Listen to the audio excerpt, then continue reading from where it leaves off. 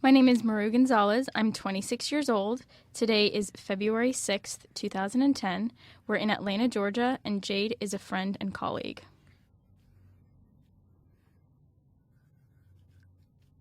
My name is Jade Morey. I am 22. Today's date is February 6th, 2010. We're in Atlanta, Georgia, and Maru is a friend and colleague.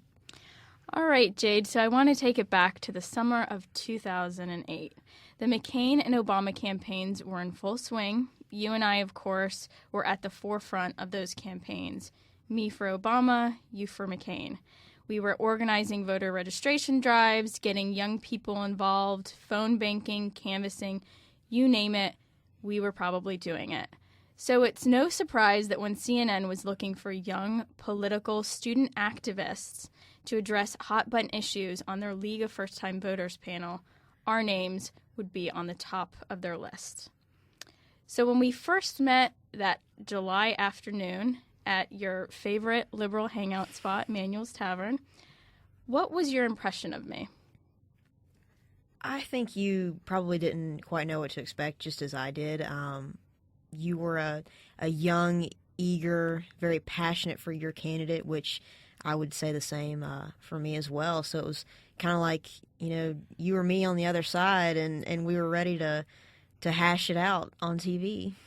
Yeah, absolutely. I did not know what to expect. I have to say I was quite nervous walking in there, and then first impressions, I saw you, and I thought honestly, like, here's a stereotypical, blonde-haired Southern conservative, had the pearl necklace and everything and the accent, and I was like, here we go. But I have to say that you really held your own, and I had a good time. I thought it was a lot of fun.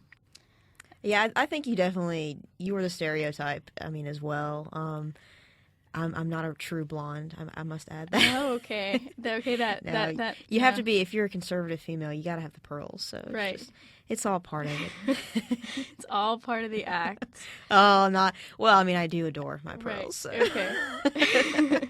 No, it comes honestly. It's not something I do because I have to. I feel like I have to buy into the stereotype, and I think that's the same thing for you. I don't think we do it on purpose. I don't think we do it because we are a part of that party. I think it just, it comes naturally. It is who we are. Yeah, absolutely. And I can say the same is definitely true for me. Mm-hmm.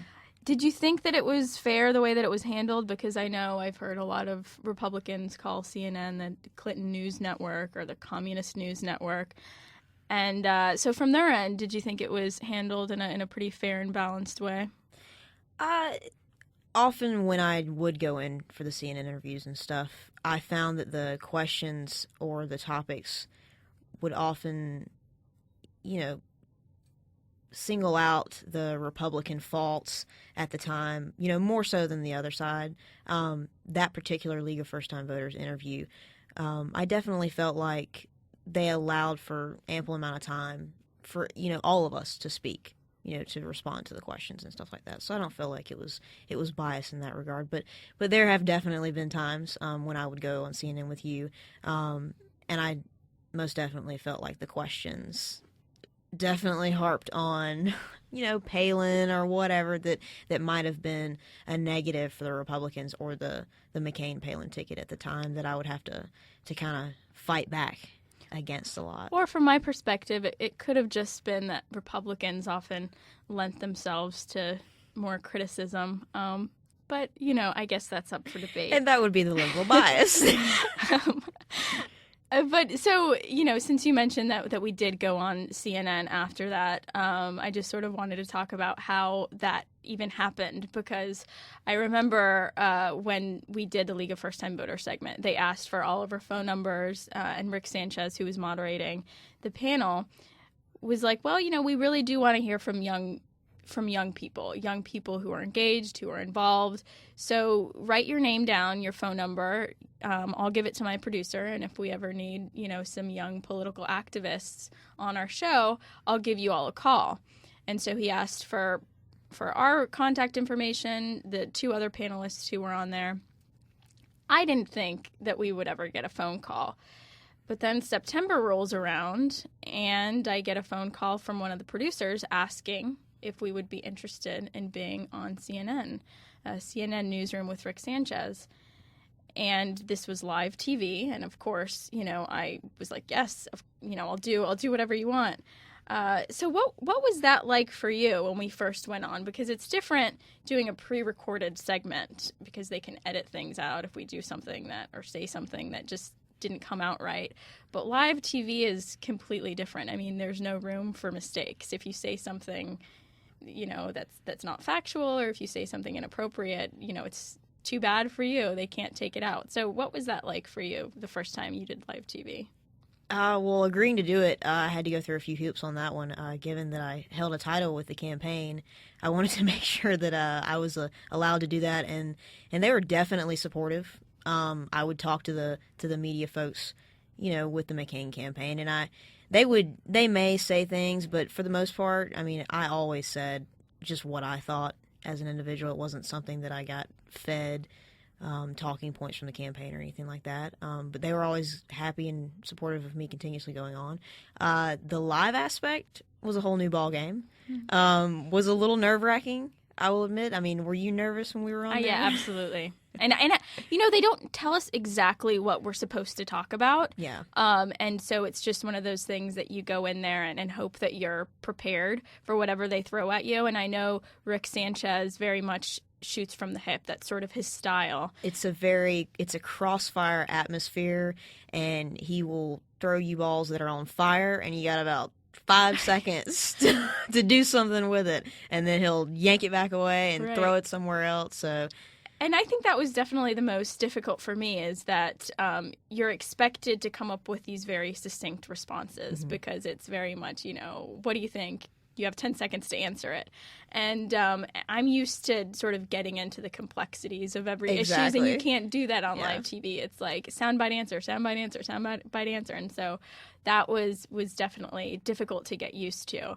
But surprisingly and fortunately for us, after that first segment, I remember one of the producers telling us, the executive producer would like to speak with both of you in the control room. And I thought, I don't know what your thoughts were, but I thought she just wanted to thank us for coming on.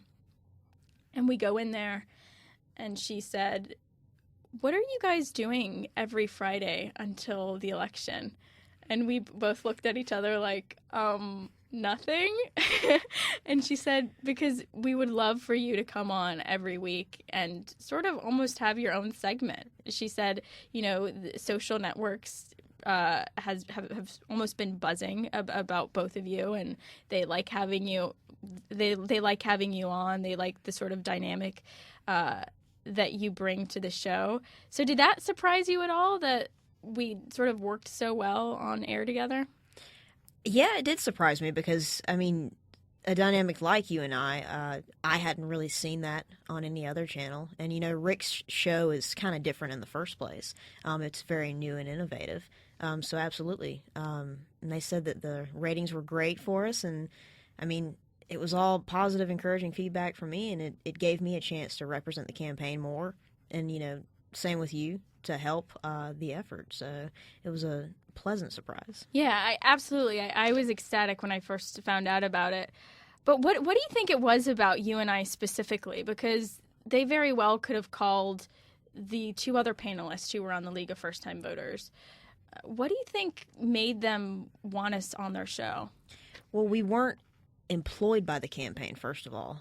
We both held grassroots titles. I was the Georgia Students for McCain chair, and were you Georgia State University? Right. I was the campus coordinator for Georgia State University. And that's, that is a volunteer activist role that has a lot of responsibility with it. Probably to the point where we should have been being paid by the campaigns for the amount of responsibility and leadership role that we took on. I think that was encouraging because we weren't, the same old folks that were just handing out the same sound bites that all the folks who were employed by the campaigns were giving out.